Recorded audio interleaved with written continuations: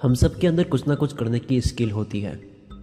जब कोई फ्रेंड किसी सब्जेक्ट में बहुत अच्छा कर जाता है तो कहते हैं कि यार उसके अंदर कुछ ना कुछ स्पेशल है, हमारा अंदर कुछ भी नहीं है। ऐसा कुछ नहीं है।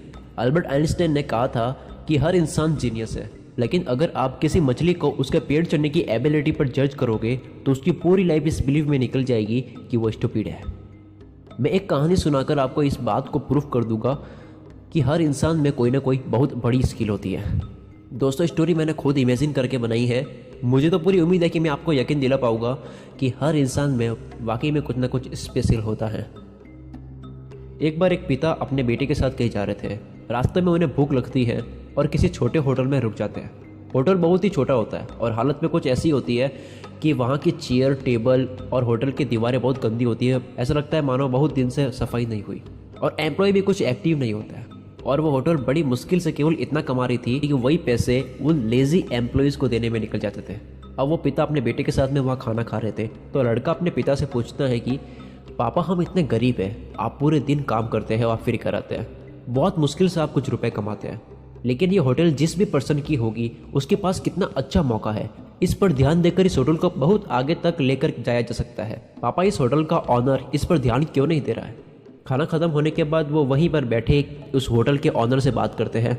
उसके पापा उस होटल के ऑनर से बात करते हैं कि खाना बहुत टेस्टी था, लेकिन मुझे ये बात जाननी है कि आप इस होटल पर बिल्कुल भी ध्यान क्यों नहीं दे रहे हैं, इसके इम्प्रूवमेंट में ध्यान क्यों नहीं दे रहे हैं। होटल का मालिक बोलता है, मेरा काम सिर्फ यहाँ बैठना है, मेरी कमाई इस होटल से तो वैसे भी नहीं होती। मुश्किल से ही कुछ लोग आते हैं और वही इनकम चली जाती है उन एम्प्लॉयज़ को देने में।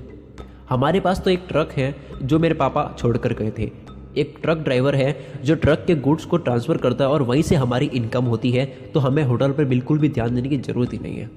ये सुनकर वह पिता अपने बेटे को लेकर वहाँ से निकलता है और वह ट्रक उसी दिन वहीं पर होता है। तब वह पिता ट्रक के इंजन में कुछ खराबी कर देता है, ऐसी खराबी कि वो ठीक भी ना हो। उसका बेटा ये देखकर हैरान हो जाता है, लेकिन वहाँ पे वो कुछ बोला नहीं और ऐसे ही दोनों घर आ जाते हैं। और उसके बेटे को 3 साल बाद उस पल की याद आती है कि 3 साल पहले जो हुआ था, मेरे पापा ने उस इंजन को बिल्कुल ही ख़राब कर दिया था। तो उसने सोचा कि क्यों ना मैं उस ऑनर से जाके मिलूँ, उसकी अभी कंडीशन क्या है। वो बहुत ही एक्साइटेड होता है उसकी कंडीशन जानने के लिए। तो वो वहाँ गया।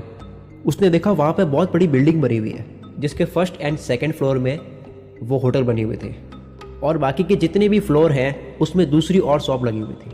तो लड़के ने ऑनर से मिलकर उससे पूछा, आप इतने सक्सेस कैसे हुए?